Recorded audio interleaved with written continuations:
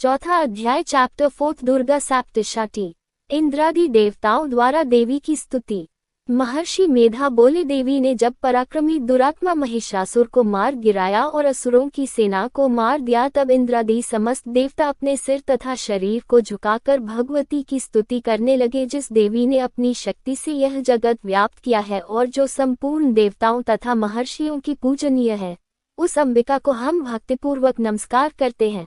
वह हम सबका कल्याण करे। जिस अतुल प्रभाव और बल का वर्णन भगवान विष्णु, शंकर और ब्रह्मा जी भी नहीं कर सके, वही चंडिका देवी इस संपूर्ण जगत का पालन करे और अशुभ भय का नाश करे।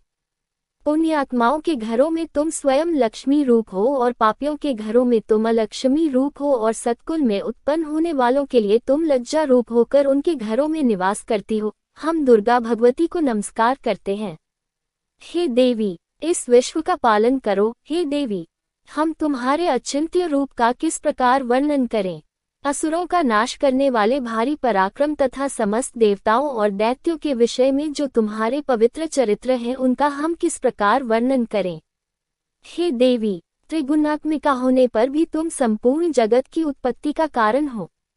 हे देवी, भगवान विष्णु, शंकर आदि किसी भी देवता ने तुम्हारा पार नहीं पाया। तुम सबकी आश्रय हो। ये संपूर्ण जगत तुम्हारा ही अंश रूप है, क्योंकि तुम सबकी आदिभूत प्रकृति हो। हे देवी, तुम्हारे जिस नाम के उच्चारण से संपूर्ण यज्ञों में सब देवता तृप्ति लाभ करते हैं, वह स्वाहा तुम ही हो। इसके अतिरिक्त तुम पितरों की तृप्ति का कारण हो, इसलिए सब आपको स्वधा कहते हैं।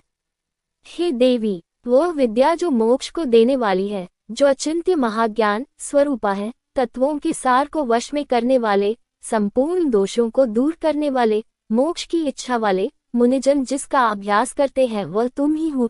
तुम वाणी रूप हो और दोष रहित ऋग तथा यजुर्वेदों की एवं उद्गीत और सुंदर पदों के पाठ वाले सामवेद की आश्रय रूप हो। तुम भगवती हो।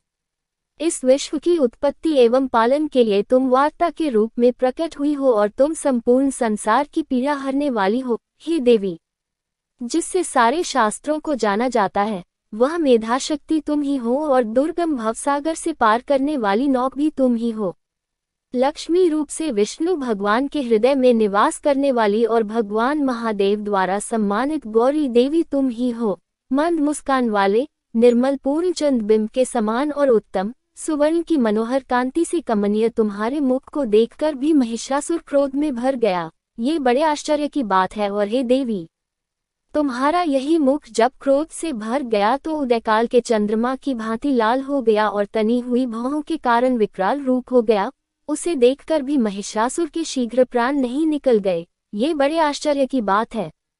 आपके कुपित मुख के दर्शन करके भला कौन जीवित रह सकता है। हे देवी, तुम हमारे कल्याण के लिए प्रसन्न हुओ। आपके प्रसन्न होने से इस जगत का अभ्युदय होता है, और जब आप क्रोध हो जाती हैं तो कितने ही कुलों का सर्वनाश हो जाता है।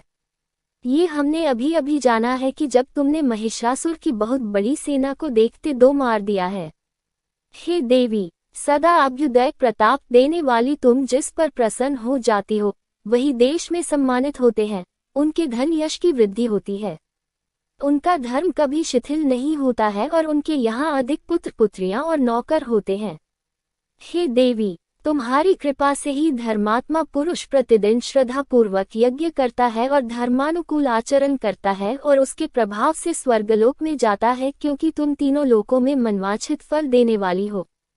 हे माँ दुर्गे, तुम स्मरण करने पर संपूर्ण जीवों के भय नष्ट कर देती हो, और स्थिर चित्त वालों के द्वारा चिंतन करने पर उन्हें और अत्यंत मंगल देती हो। हे दारिद्र्य दुख नाशिनी देवी, तुम्हारे सिवा दूसरा कौन है। तुम्हारा चित्त सदा दूसरों के उपकार में लगा रहता है। हे देवी, तुम्हारे उग्र खड्ग की चमक से और त्रिशूल की नोक की कांति की किरणों से असुरों की आंखें फूट नहीं गई। उसका कारण ये था कि वे किरणों से शोभायमान तुम्हारे चंद्रमा के समान आनंद प्रदान करने वाले सुंदर मुख को देख रहे थे। हे देवी, तुम्हारा शील बुरे वृतांत को दूर करने वाला है, और सबसे अधिक तुम्हारा रूप है, जो न तो कभी चिंतन में आ सकता है और न जिसकी दूसरों से कभी तुलना ही हो सकती है। तुम्हारा बल व पराक्रम शत्रुओं का नाश करने वाला है। इस तरह तुमने शत्रुओं पर भी दया प्रकट की है। हे देवी, तुम्हारे बल की किसके साथ बराबरी की जा सकती है तथा शत्रुओं को भय देने वाला इतना सुंदर रूप भी और किसका है। हृदय में कृपा और युद्ध में निष्ठुरता, ये दोनों बातें तीनों लोकों में केवल तुम्ही में देखने में आई है। हे माता, युद्ध भूमि में शत्रुओं को मारकर तुमने उन्हें स्वर्गलोक में पहुंचाया है। इस तरह तीनों लोकों की तुमने रक्षा की है तथा उन उन्मत्त असुरों से जो हमें भय था उसको भी तुमने दूर किया है। तुमको हमारा नमस्कार है। हे देवी, तुम शूल तथा खड्ग से हमारी रक्षा करो तथा घंटे की ध्वनि और धनुष की टिनकोर से भी हमारी रक्षा करो। हे चंडिके, आप अपने शूल को घुमाकर पूर्व, पश्चिम, उत्तर तथा दक्षिण दिशा में हमारी रक्षा करो। तीनों लोकों में जो तुम्हारे सौम्य रूप हैं तथा घोर रूप हैं, उनसे हमारी रक्षा करो तथा इस पृथ्वी की रक्षा करो। हे अंबिके, आपके कर पल्लवों में जो खड्ग, शूल और गदा आदि शस्त्र शोभा पा रहे हैं, उनसे हमारी रक्षा करो। महर्षि बोले कि इस प्रकार जब सब देवताओं ने जगत माता भगवती की स्तुति की और नंदवन के पुष्पों तथा गंधनुलेपों द्वारा उनका पूजन किया और फिर सबने मिलकर जब सुगंधित व दिव्य धूपों द्वारा उनको सुगंधि निवेदन की, तब देवी ने प्रसन्न होकर कहा, हे देवताओं, तुम सब मुझसे मनवांछित वर मांगो। देवता बोले, हे भगवती, तुमने हमारा सब कुछ कार्य कर दिया, अब हमारे लिए कुछ भी मांगना बाकी नहीं रहा, क्योंकि तुमने हमारे शत्रु महिषासुर को मार डाला है। हे महेश्वरी, तुम इस पर भी यदि हमें कोई वर देना चाहती हो तो बस इतना वर दो कि जब जब हम आपका स्मरण करें तब तब आप हमारी विपत्तियों को हरण करने के लिए हमें दर्शन दिया करो।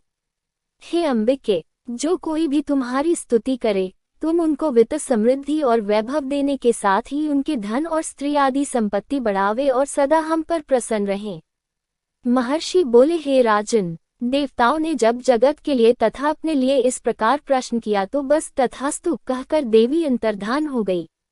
हे भूप, जिस प्रकार तीनों लोकों का हित चाहने वाली यह भगवती देवताओं के शरीर से उत्पन्न हुई थी, वह सारा वृतांत मैंने तुझसे कह दिया है और इसके पश्चात दुष्ट असुरों तथा शुंभ निशुंभ का वध करने और सब लोकों की रक्षा करने के लिए जिस प्रकार गौरी देवी के शरीर से उत्पन्न हुई थी, वह सारा वृतांत मैं यथावत वर्णन करता हूँ।